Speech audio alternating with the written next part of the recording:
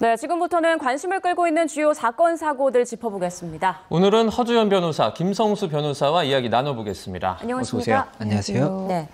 자, 오늘 첫 소식은요. 창원 모텔에서 일어난 비극적 사건으로 한번 시작해 보겠습니다. 어제 오후 경남 창원의 한 모텔에서 흉기 살인 사건이 일어나 3명이 숨지고 1명이 크게 다쳤는데요. 사망자 3명 가운데 2명이 10대 중학생이었습니다. 화면으로 함께 보시죠. 네, 사건은 어제 오후 5시 5분쯤 경남 창원시의 한 모텔에서 발생했습니다. 경찰에 따르면 20대 남성 A씨는 2주 전쯤 SNS 오픈 채팅으로 알게 된 중학생 B양을 이날 모텔 객실로 불렀고요. B양은 혼자가 아닌 동성 친구 1명과 함께 모텔로 향했는데요. 경찰은 먼저 작은 다툼이 벌어졌던 것으로 보고 있습니다. 자세한 이유는 알려지지 않았지만 20대 남성 A씨와 B양이 어떤 일로 말다툼을 벌인 겁니다. 그러자 함께 갔던 동성 친구가 10대 남자 중학생 2명을 더 불렀고요. 여기에서 20대 남성과 이 중학생들 간에 시비가 붙은 것으로 보입니다. 그런데 이 사건이 우발적이 아니라는 의혹이 나오고 있습니다. 가해 남성이 범행 불과 2분 전에 인근 마트에서 흉기를 구입한 것으로 알려지고 있는데요. 이 남성은 중학생들을 상대로 흉기 범행을 저지른 뒤 경찰이 현장에 도착하자 모텔 3층 밖으로 그냥 뛰어내렸습니다. 목격자의 말도 들어보시죠. 지나갈 때 이제 쿵 소리가 난 거죠. 요 앞쪽에서 지나가면서 얼굴 쪽에 이제 피가 이렇게 조금 흘리고 있었죠. 그 사람은 여기에서 뛰어내렸고요. 경찰은 여기에서 뛰어가면서 안 돼요 했죠. 이쪽에서 앞쪽에서. 자, 이 사건과 관련한 생존자는 지금 2명입니다. 1명은 지금 중태에 빠져 있고 다른 1명은 목격한 여학생인데 이 목격한 여학생의 진술이 크게 좀 의미가 있을 것 같아요. 그렇죠. 왜냐하면 현장에서 지금 계속해서 있었던 사람이고 특히 이 여학생이 보다 직접적인 관련이 있었던 숨진 여학생과 계속해서 같이 가해자와 연락을 나누고 만난 적도 있는 사람이기 때문에 이 여학생이 어떤 진술을 하는지가 이 범행의 실체 관계를 밝히는데 굉장히 중요한 부분이 될 것 같습니다.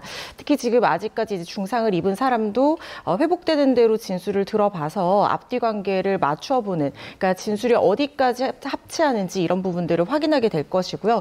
뿐만 아니라 지금은 인적 진술 외에도 물적 증거들을 조사하는 데 시간을 많이 할애하고 있을 거라는 생각이 드는데 뭐 당연히 지금 모텔을 비추는 CCTV라든가 아니면 주변 목격자들의 진술, 또 모텔 사장의 진술뿐만 아니라 중요한 것은 이들이 오픈 채팅방을 통해서 만나고 연락을 했기 때문에 휴대전화에 굉장히 많은 정보가 있을 거라는 생각이 들거든요. 그래서 이들 휴대전화를 포렌식하거나 이미 제출 등 받아서 그동안 이 가해자와 피해자들의 관계가 어떠했는지, 그리고 제일 중요한 것은 범행 당일에 이 객실 내에서 어떤 이유로 이렇게 끔찍한 결과까지 이어진 것인지 그 부분에 대한 실체관계 규명이 이어질 거라는 생각이 듭니다. 경찰 조사를 보면 가해자인 이 20대 남성이 그러니까 모텔 가기 몇 분 전에 이제 근처 마트에서 이 흉기를 산 것으로 조사가 됐거든요. 이 정도면 좀 계획 범죄의 무게가 실립니까? 예, 맞습니다. 흉기를 준비했다는 것 자체가 어떠한 계획이 있었다라는 건 추정할 수 있습니다. 다만 지금 현재 어떠한 계획이었는지에 대해서 구체적으로 특정하는 작업이 필요할 수가 있는 것이, 지금 이 사실관계를 봤을 때는 처음에 이 남성이 이 여학생 2명과 이 모텔에 들어가는 모습이 있었고, 이후에 남성 2명이 추가로 도착을 하게 되는데, 만약에 처음부터 뭐 어떠한 몸싸움을 대비한 그런 상황이었다라고 한다면 그에 따른 계획이 있었다라고 볼 수가 있을 것인데, 지금 같은 경우에는 여성들만 먼저 있었고 이후에 이 남성들이 도착한 것에 대해서도 그 여성 중에 1명이 연락을 해서 추가로 왔던 것 같은 그런 부분이 있거든요. 네. 그렇다 보니 이런 부분들에 대한 사실관계가 어떻게 구성되느냐에 따라서 이 남성이 흉기를 왜 준비했었는지를 알 수가 있을 것이고, 그 과정에서 사건의 전체적인 경위가 나올 수가 있기 때문에 그런 부분들에 대해서 일단은 이 흉기가 왜 어떠한 목적으로 구입됐는지가 굉장히 중요한 부분 중에 하나가 될 것이다, 이렇게 보이는 부분이고, 또 한 가지가 지금 현재 이 생존해 있는 남성도 있습니다. 예. 지금 말씀 주셨던 이 여학생이 1명이 있고, 또 지금 현재 생존해 있는 남학생도 1명 있기 때문에 이 남학생이 만약에 이제 의식을 차리고 이에 대한 진술을 할 수 있다라고 한다면, 실제로 이 흉기에 의한 공격이 이루어질 때는 남성이 이 현장의 상황을 더 정확히 알 수가 있을 것이기 때문에 그런 부분들에 대한 어떠한 단초도 추가적으로 나오지 않을까, 이렇게 좀 예상을 할 수가 있지 않을까 생각이 됩니다. 네, 그런데 그 20대 가해 남성이 그 출동한 경찰이 도착해서 객실 문을 두드리자 바로 모텔 창문 바깥으로 뛰어내려서 숨졌단 말이죠. 이런 경우에는 사건이 좀 어떻게 마무리가 되는 건가요? 일단 피해자로 지금 유력하게 추정되는 사람이 사망을 한 상태이기 때문에 이 사건은 공소를 제기를 할 수가 없습니다. 공소를 제기한다 하더라도 공소가 유지가 안 되거든요. 결국 사건의 결과는 공소권 없음으로 종결될 가능성이 매우 유력해 보입니다만 그렇다고 하더라도 경찰이 이거를 수사를 하지 않는 것은 아닙니다. 왜냐하면 일단 정확한 실체관계와 범행 경위 및 동기가 파악이 되면 혹시나 있을지 모르는 공범 관계라든가 아니면 이 가해자가 이 사건이 처음이 아니라 뭐 이전에 비슷한 사건을 시도했거나 시도했던 적이 있었던 어떤 피해 사실들 이런 암수 범죄가 있을 가능성도 있거든요. 예. 이런 것들을 모두 열어놓고 정확한 사실관계를 파악해야지만이 이 범죄 하나에서 파생되는 다른 사건이라든가 이런 것들에 대해서 찾을 가능성도 있는 것이기 때문에 이걸 수사는 일단은 최대한 진행을 한 다음에 최종적인 결과는 이 사람 한 사람만 피의자라고 한다면 공소권 없음으로 종결될 가능성이 높아 보입니다. 네, 이제 이 사건의 전말은 조사가 조금 더 진행되는 걸 지켜보도록 하고요. 주제를 바꿔서 저희가 앞서 이 시간에 한 차례 다뤘던 사건입니다. 청주 실종 여성 살인범의 신상이 공개됐는데요. 오늘 검찰에 송치되는 모습 잠시 보고 오겠습니다. 평생 안 걸릴 거라고 생각하셨나요? 아니요. 그럴 날이 올 거라고 생각을 하고 있었습니다. 40일 동안 마음은 어떠셨어요? 지옥과도 같았습니다. 신상공개 유의 신청 안 하신 이유가 뭔가요? 제가 잘못한 게 맞기 때문입니다. 흉기는 미리 준비한 게 맞죠? 아닙니다. 네, 경찰 조사를 받고 이제 충북 실종 여성 살해 피의자입니다. 김영우가 이제 검찰에 송치되는 모습을 여러분이 보고 계십니다. 네. 자, 지금 김영우의 뭐 이름이나 나이 이런 것들이 일단 공개가 됐거든요. 실제로 아까 전에 봤지만 뭐 지옥과도 같은 시간이었다라는 이런 답변을 내놨는데 이거 좀 어떻게 보셨어요? 지금 실종 여성이 44일 만에 시신으로 발견됐던 사건이고 이 김영우가 전 연인 관계였던 피해자를 살해한 뒤에 이 범행을 숨기기 위해서 정말 치밀하게 행동을 했던 부분이거든요. 그러니까 시신이 발견되기 전까지 본인이 뭐 살아있는 척하면서 문자 메시지를 보내고 가족들에게 거짓말을 하고 그리고 시신을 은닉했을 때도 굉장히 치밀하게 끔찍한 방법으로 이 시신이 떠오르지 못하도록 묶는 그런 방법까지 썼단 말입니다. 네. 본인이 저지른 범행에 대해서 누가 제일 잘 알겠습니까? 당사자가 가장 잔인했다라는 것을 알 텐데 경찰의 추적이 시시각각 조여오는 느낌이 들었기 때문에 아마 본인은 지옥 같은 시간이었다라는 생각이 들었을 법도 합니다. 그렇지만 이 유족들을 생각해 보면요. 피해자 유족들은 하루아침에 엄마를 잃었습니다. 그렇죠. 그리고 그걸 범행을 한 사람이 전 연인이었고 피해자의 모친이 심지어 이 사람과의 평소에 갈등이 있었기 때문에 찾아가서 우리 딸한테 해를 가한 거 아니냐고 물어봤을 때도 너무나 태연하게 연락 안 한 지 오래됐다라고 얘기하고 그리고 나서는 지인한테 연락해서 지금 그 사람 없어졌다고 하는데 혹시 들은 적이 있냐 연락한 적이 있냐라고 자신의 어떤 범행을 숨기기 위한 치밀한 어떤 그런 전략까지 썼거든요. 그렇다면 피해자 유족들은 이 44일이 지옥 같은 시간이 아니라 앞으로는 계속해서 지옥 같은 시간에서 살아가야 되는 것이기 때문에 이 가해자의 말은 나중에 어떤 뭐 반성하는 그런 요소로 사용될 수 있을 것을 대비한 그런 발언이었을 수도 있다는 생각이 들어서요. 피해자 유족에는 아픔에 비할 바가 못 된다는 생각 듭니다. 네, 신상 공개 과정에서 김영우는 위원회 결정에 이의 없음 표시를 한 걸로 알려졌는데 신상 공개하는 그 요건은 어떻게 되나요?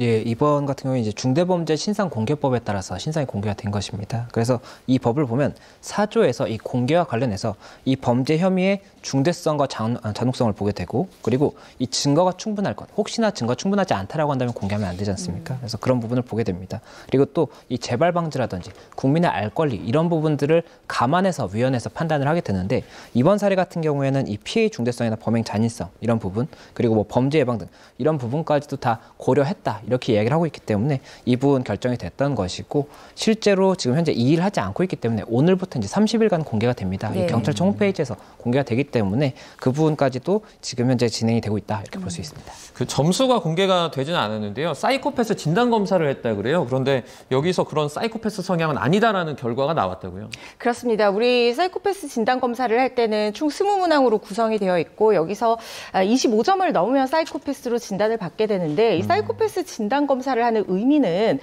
재범의 가능성이 어떤지를 확인하기 위한 부분이 제일 의미 있는 부분이라는 생각이 듭니다. 그래서 향후에 이 가석방 여부를 결정할 때도 판단 부분이 되는 근거 자료로 쓸 수 있는 부분이고, 당연히 실체관계 확인을 위해서라도 확인이 돼야 되는 부분인데, 그렇다 하더라도 설령 사이코패스가 아니라 하더라도 이게 혹시나 심신미약으로 양형에 영향을 주는 것이 아닌가, 이런 걱정은 사실 하실 필요가 없는 것이, 이게 사이코패스가 맞다는 진단이 나오더라도 심신미약 또는 심신상실의 기준이 되는 정신증적 증상이라고 보지는 않거든요. 그렇기 때문에 사이코패스 여부가 양형에 큰 영향을 미칠 가능성은 없다는 생각이 듭니다. 네, 그렇군요. 자, 앞으로의 수상도 계속 지켜보도록 하고요.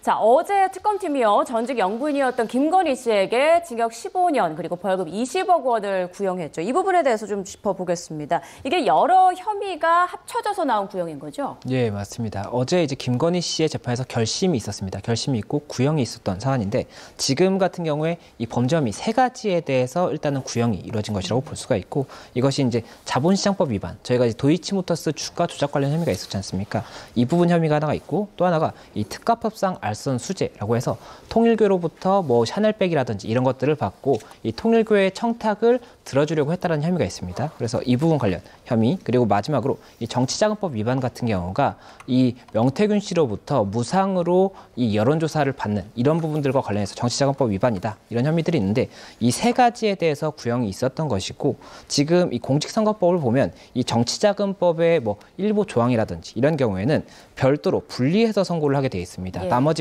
원래는 여러 개의 죄가 있다고 한다면 병합을 해서 가장 중한형에 2분의 1까지 가중을 하는 이런 선고를 할 수가 있는 것인데, 이 정치재간법이라든지 선거범 이런 경우에는 이 공직선거법에서 이 분리 선고를 할 수가 있기 때문에 이 구형 자체도 분리해서 구형을 한 겁니다. 그래서 이 자본시장법 위반 그리고 특가법상 알선 수재에 대해서 징역 11년, 벌금 20억, 추징금 8억 1,144만 원을 일단 선고해달라고 구형을 한 겁니다. 그리고 정치자금법 위반 같은 경우가 징역 4년, 추징금 1억 3,720만 원을 선고해달라고 구형을 했기 때문에 이에 대해서 재판부가 어떻게 선고할지를 이제는 봐야 되는 시기가 됐다, 이렇게 볼 수 있는 겁니다. 네, 이제 어제 특검의 발언도 좀 주목해볼 만한데, 이거 그대로 제가 좀 읽어드리겠습니다.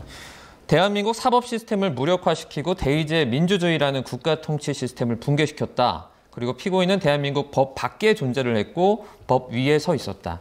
좀 강도 높게 비판을 한 것 같죠. 특검이 주장하는 이 혐의 사실이 모두 유죄로 인정이 된다면 이것은 상당히 비판을 받을 수밖에 없는 지점이라는 생각이 듭니다. 네. 우리나라 역사상 영부인이 이렇게 많은 범죄에 휘말려서 이렇게 재판까지 받는 것을 국민들은 처음으로 목도하고 있는 상황인 거거든요.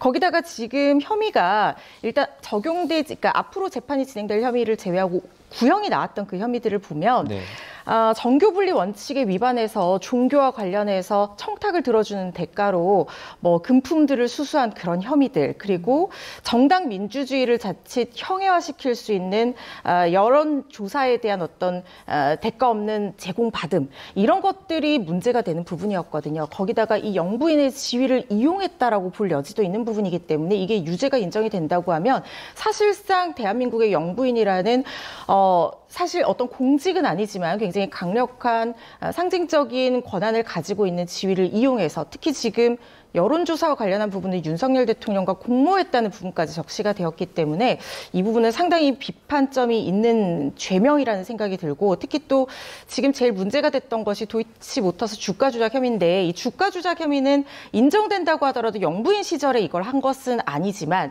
영부인으로 선출되고 그러니까 대통령으로 선출되고 영부인 지위에 있을 때 수사가 진행이 됐는데도 불구하고 검찰 측에서 레드팀까지 구성해서 이거를 확인을 했었는데, 그때 당시에 방조의 어떤 그 사정이 보이지 않는다, 최소한의 방조도 하지 않았다, 사전에 시세 추정을 인지하지 못했다라는 결론으로 일단 한번 났었다가 이번에 새롭게 증거들이 나온 거거든요.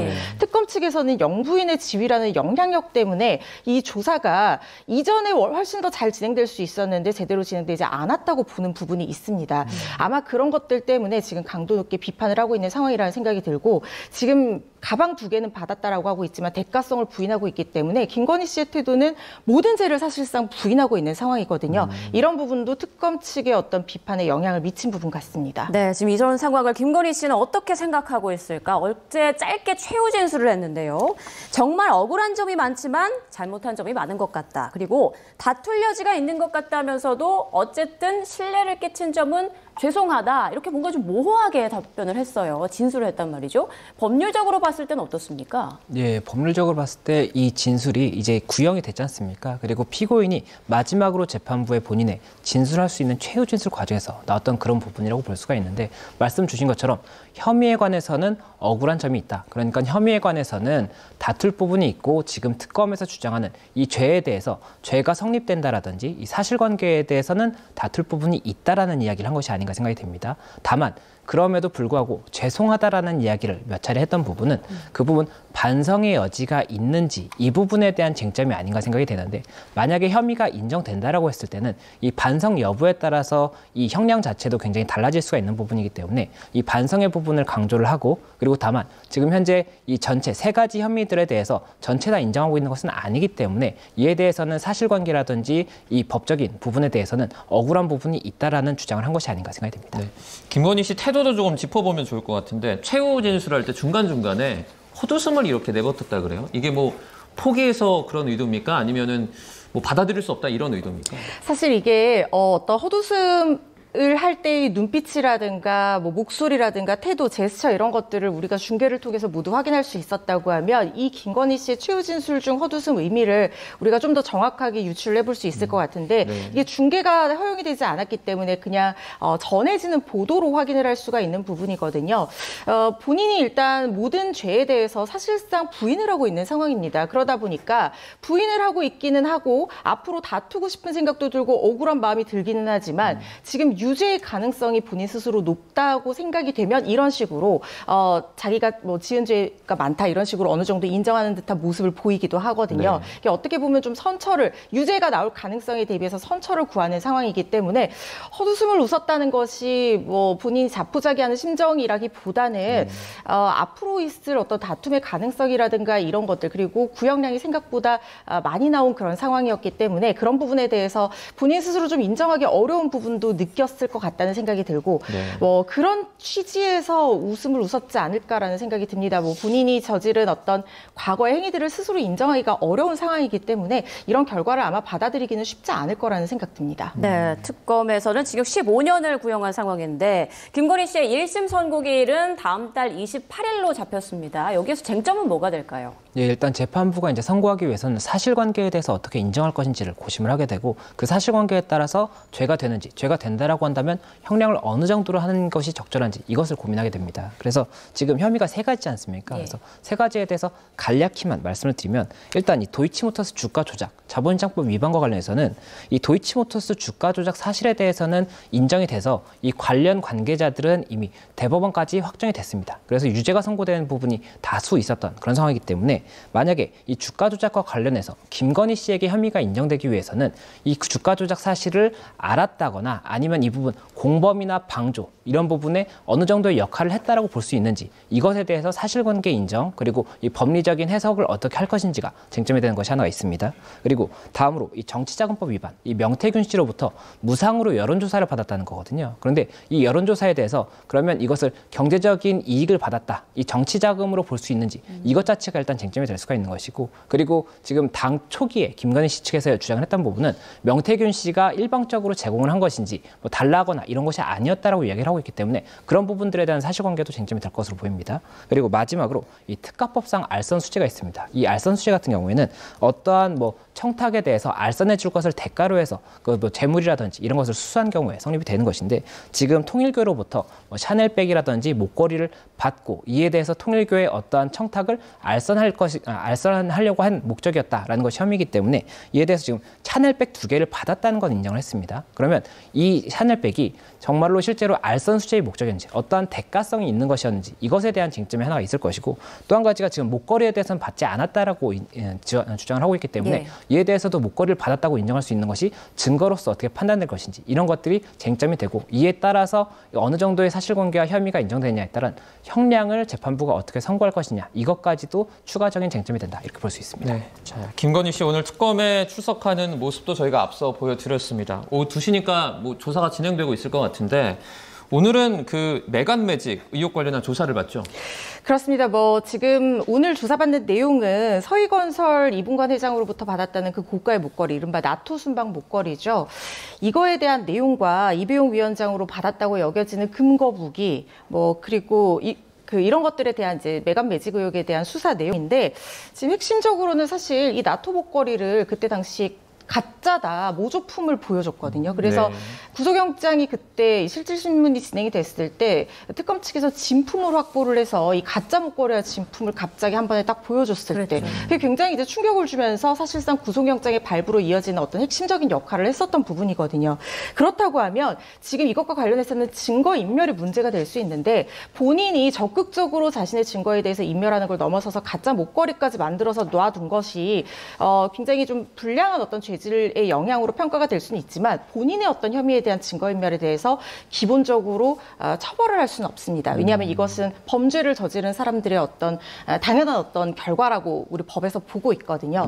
그렇지만 이 과정에서 누군가에게 시켜서 이런 무조 목걸이를 갖다 놨다라든가 만들었다라든가 제작 의뢰를 했다라든가 하면 이걸 증거인멸 교사 혐의로 다툴 여지가 있습니다. 특히 지금 부기와 관련해서도 이게 지금 김건희 씨의 오빠가 이 관련한 어떤 그 축하 카드 이런 것들을 찢어버렸다. 그리고 그 옆에 있던 경찰 간부 명단도 없애버렸다. 이렇게 얘기를 하고 있는데 이 부분도 역시 증거인멸 교사 행위가 성립할 수 있는지도 들여다볼 거라는 생각이 들고 그리고 특검법에 따르면 자기에 대한 어떤 증거인멸 행위를 처벌하는 것과 유사하게 수사 방해 행위에 대해서도 처벌할 수 있는 규정이 있거든요. 김건희 씨가 이렇게 적극적으로 무조품까지 만든 것을 수사 방해 행위로 평가를 할 수가 있다면 이 부분에 대해서는 새로운 혐의 적용도 가능한 부분이기 때문에 이런 것 들여다볼 거라는 생각이 들고 아까 이 변호사님께서 굉장히 잘 설명을 해주셨지만 한 가지 더 이번 형량과 관련해서 덧붙여서 첨언하고 싶은 부분이 뭐냐면 지금 도이치모터스 주가 조작과 관련해서는 이득액 상정이 상당히 문제가 될 가능성이 있습니다.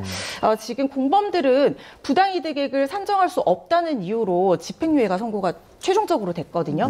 근데 지금 김건희 씨는 이득액을 8억 1,000만 원 정도로 지금 특검이 확인을 했는데 이 부분에 대해서 김건희 씨 측에서는 외부 요인에 의한 주가 상승이 있었기 때문에 김건희 씨가 모두 다 주가 조작을 한 것이 주가 상승의 요인이 되지는 않았다라고 주장을 하고 있는 상황이고 특히 이런 부당이득액을 구체적으로 산정하는 기준이 생긴 게 2023년입니다. 그런데 그 전에 공범들은 그 이전에 기소가 됐고 확정이 됐기 때문에 이 조항이 적용이 되지 않았는데 김건희 씨가 늦게 공소가 제기됐다는 이유로 이 조항이 적용되는 게 부당하다라고 다투고 있는 부분이기 때문에 이득액에 따라서 형량이 굉장히 달라질 수 있는 만큼 이 부분도 주목해야 될 것 같습니다.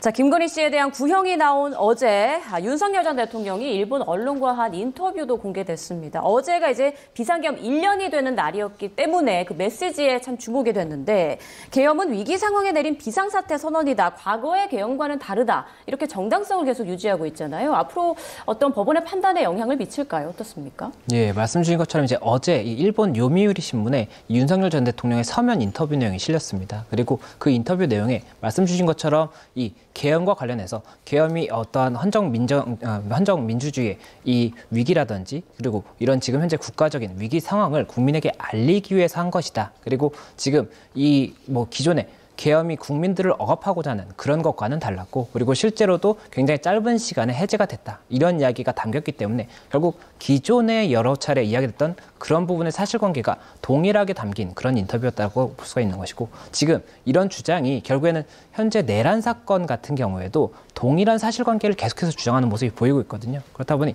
이런 부분들에 대해서 재판부가 이 유무죄를 판단함에 있어서 당연히 이 혐의에 대한 사실관계를 판단함에 있어서 중요한 부분이 될 수가 있는 것이고, 또 이에 대해서 유죄를 만약에 선고하게 된다라고 가정을 했을 때는 이 부분이 반성을 하지 않는 부분이라든지 혐의를 부인하는 모습, 이렇게 될 수도 있는 것이기 때문에 이에 대해서도 재판에서도 추후에도 계속해서 중요한 사실관계가 될 수 있는 부분이 어제 인터뷰에 실렸다, 이렇게 볼 수 있는 겁니다. 네, 윤 전 대통령 부부 관련된 소식은 계속해서 들어올 것 같으니까요. 저희가 들어오는 대로 전해드리도록 하고요. 다음 주제는 지하 주차장에서 누군가 둔기를 들고 쫓아와서 폭행하고 차량으로 납치하는 사건. 영화가 아니라 실제로 수도권의 한 아파트에서 발생했습니다. 그것도 알만한 사람은 다 아는 유명 유튜버에게 벌어진 일인데요. 충격적인 범행 장면이 CCTV에 고스란히 담겼습니다. 화면 함께 보시죠. 네, 양팔을 붙들린 남성이 이렇게 던져집니다. 이어서 다른 남성이 등장하더니 잠시 뭔가를 끊어내는 것 같죠. 저희가 화면에선 흐리게 표시했지만 이게 바로 야구 방망입니다. 둔기를 꺼내오더니 사정없이 이렇게 계속해서 내려치기 시작합니다. 너무 끔찍한 상황. 지난달 26일 인천의 한 아파트 지하 주차장에서 일어난 일인데요. 피해자는 구독자 100만 명의 게임 유튜버 수탁이었고, 납치범은 20대 중고차 매매업자 A씨와 지인인 B씨였습니다. 피해자는 저항을 해보지만 결국 벗어나지 못하고 이렇게 차량으로 납치가 됐는데요. 이렇게 약 200km 떨어진 충남의 금산까지 끌려갔습니다. 불행 중 다행으로 앞서 이상한 분위기를 감지한 피해자가 미리 신고를 했고요. 경찰은 범행 차량을 추적해서 사건 발생 약 4시간 만에 A씨와 B씨를 현행범으로 체포하고 피해자를 구해냈습니다. 네, 저희가 같이 CCTV 영상을 봤는데 정말 충격적인 부분이 좀 많이 담겨 있었습니다.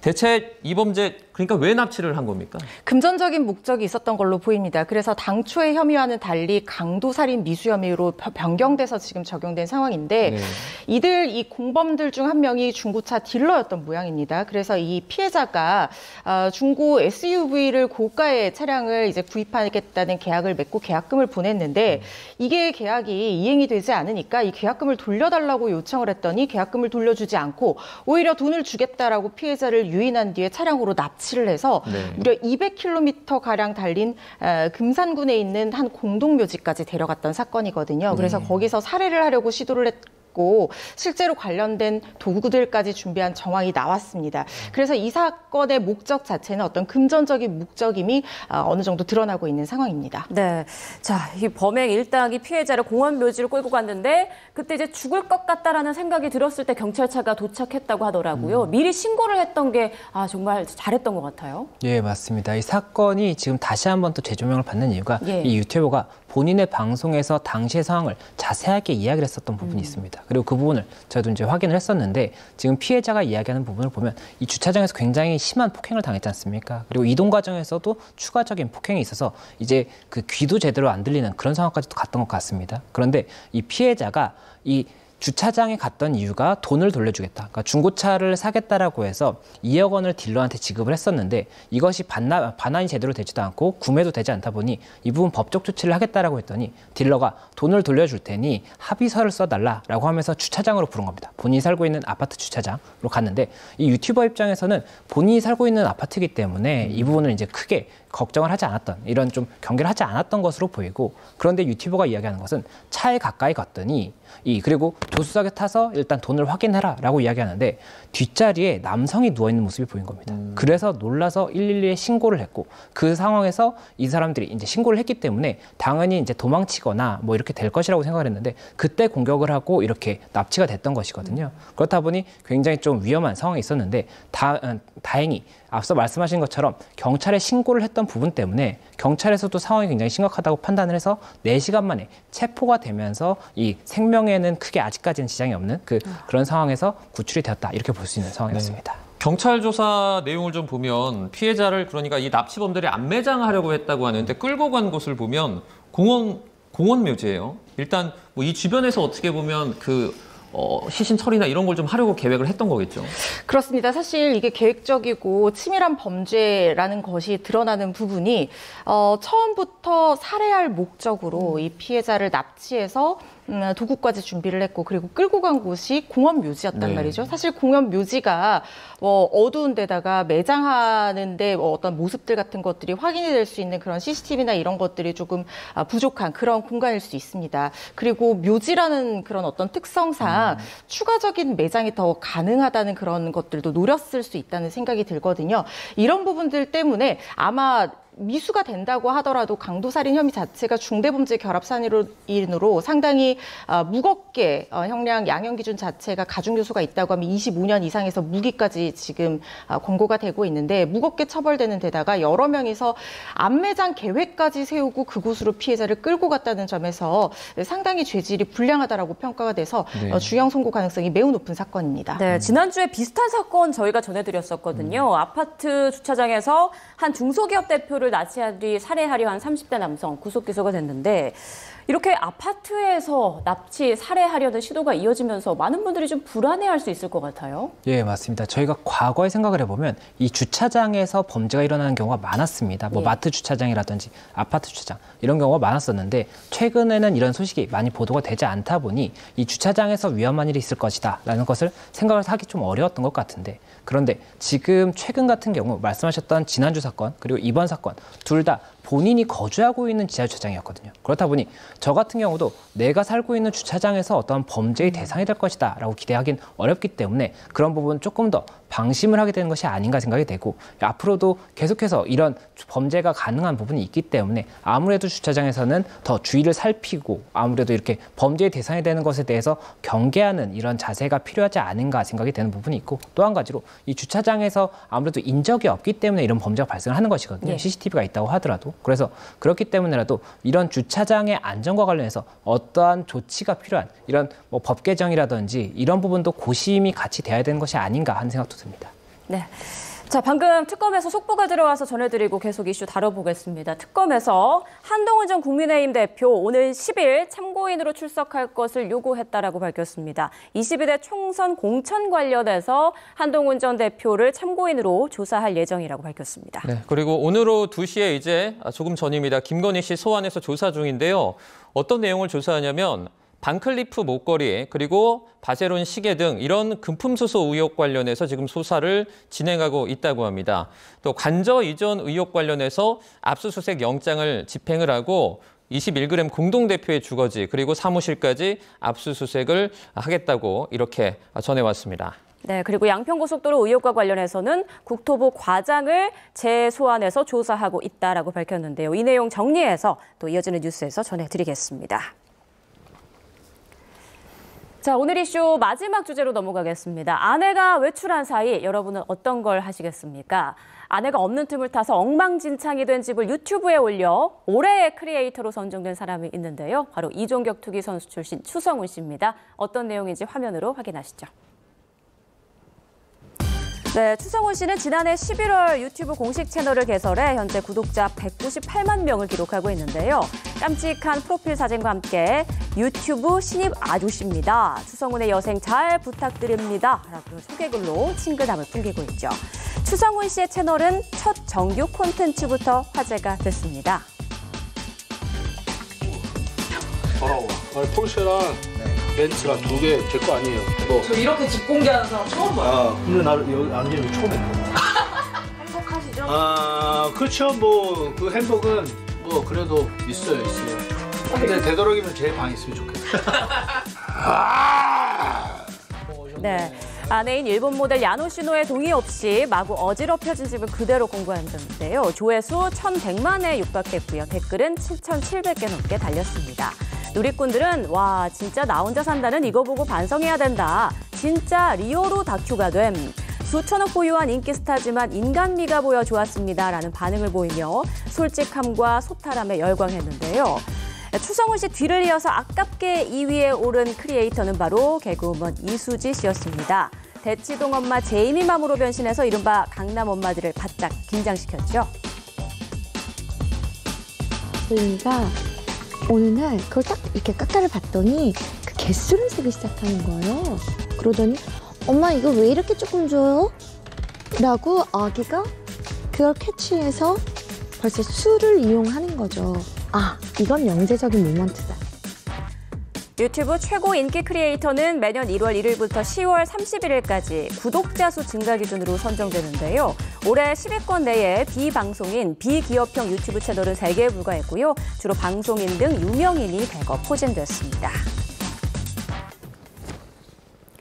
자, 추성훈 씨, 일단 솔직하고 소탈한 모습을 그대로 공개한 게 시청자들의 마음을 사로잡은 것 같아요. 그렇습니다. 사실 추성훈 씨 하면 멋진 파이터 이미지, 그리고 다정한 사랑의 아빠 이미지, 이런 것들로 우리한테 많이 알려졌었는데, 그 솔직하게 자신의 어떤 평소와는 다른 모습들, 솔직한 모습들을 내어 보이는 그 진정성이 이 유튜브 구독자들에게 굉장히 많이 어필을 한 것 같습니다. 사실 엉망진창 집 공개를 하기 전에 야노시오 씨, 아내죠. 야노시오 씨가 굉장히 잘 꾸며진 단정한 집안을 한번 공개를 했었어요. 그래서 구독자들이 추성훈 씨는 저렇게 아름다운 와이프와 또 아름다운 딸과 저렇게 행복하고 완벽한 삶을 사는구나라고 생각했을 텐데 완전히 반전 매력으로 그 야노시오 씨가 집을 비웠을 때 현실을 보여준 거예요. 엉망진창으로 집이 되어 있는 공간들, 사실 그게 우리 애가 평소에 있는 모습들과 비슷하잖아요. 네. 그러다 보니까 스타들도 굉장히 멋지게 하고 사는 사람인 줄 알았지만 사실은 우리랑 똑같이 저렇게 집도 엉망진창이고 그렇게 사는구나, 이렇게 공감대를 이끌어내면서 더 인기를 누린 게 아닌가 싶습니다. 네, 그 야노시오 씨가 감추고 싶었는데 추성훈 씨가 그걸 이렇게 드러낸 거네요. 네. 그래서 야노시오 씨가 울었다고 해요. 그런데 이렇게 유튜브가 잘 되니까 나중에는 오히려 잘 공개한 것 같다. 네. 이렇게 또 소감을 얘기하기도 했습니다. 네, 자, 한국 문화 또 저력을 보여준 캐대언 역시 그 인기 주제 1위에 올랐다고 하는데 이건 좀 그럴만하다라는 생각이 들죠. 예, 맞습니다. 이 K-팝 데몬 헌터스, 이 애니메이션인데 이 노래도 너무 좋고 그리고 한국 문화도 굉장히 멋지고 예쁘게 많이 나옵니다. 그렇다 보니 이번 1위로 할 수밖에 없는 인기 주제로도 그리고 인기 곡으로도 1위가 될 수밖에 없었지 않나 생각이 되고, 이게 얼마나 인기가 많았냐면 저도 제 아내와 굉장히 재밌게 봤습니다. 그리고 제가 조카들이 초등학생 그리고 중학생, 고등학생이 있는데 그 각각 통화를 해봤습니다. 근데 정말 초등학생이 아닌데요, 죄송합니다. 셋째 조카 같은 경우에는 이제 아직 유치원생입니다. 네. 유치원생도 K-팝 데몬 헌터스를 알고, 이 고등학생 조카랑은 어느 캐릭터가 좋은지도 굉장히 심도 있게 얘기를 해봤거든요. 그 정도로 K-팝 데몬 헌터스가 정말 세대를 아울러서 인기가 많았기 때문에 이 부분 인기 1위가 될 수밖에 없지 않나, 이렇게 생각이 듭니다. 네, 연예계 문화 이슈까지 짚어봤습니다. 지금까지 허주연 변호사, 김성수 변호사와 함께했습니다. 고맙습니다. 고맙습니다.